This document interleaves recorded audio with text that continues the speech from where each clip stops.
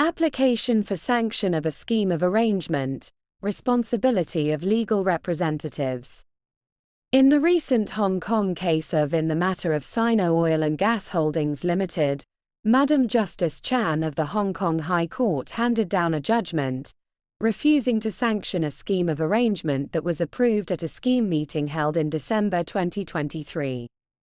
In this case, the judge noted that the scheme document had very dense description that was hard to grapple even for lawyers and the court, and the company made no attempt to describe in a succinct or intelligible manner the key commercial terms and the effect of the restructuring.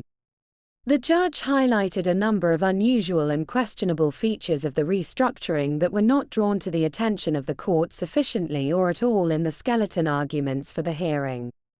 The judge concluded that the creditors were not given sufficient information about the scheme to enable them to make an informed decision at the scheme meeting and therefore refused to sanction the scheme. In the course of giving the judgment, the judge reminded practitioners of their duty to make full and frank disclosure to the court at the convening hearing, which is almost invariably heard on an ex parte basis. To properly discharge their duty, legal representatives are expected to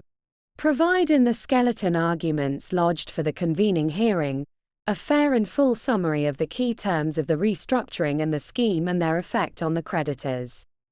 The summary should illustrate the changes on the financial position and the corporate and shareholding structure of the company before and after the restructuring in a way which can be readily understood by the creditors, and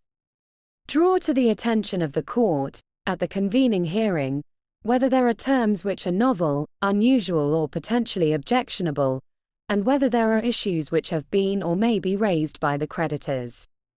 Where a restructuring is conditional upon a scheme becoming effective or where the terms of the restructuring would have an impact on the return to the creditors under the scheme, the company itself should likewise provide a full and fair summary on the key commercial terms and effect of the restructuring in the scheme document. This case provides helpful guidance to companies and their legal representatives who are dealing with restructuring and schemes of arrangement which require sanction of the court. As a matter of good practice, companies and practitioners in jurisdictions other than Hong Kong should also note and follow these guidelines.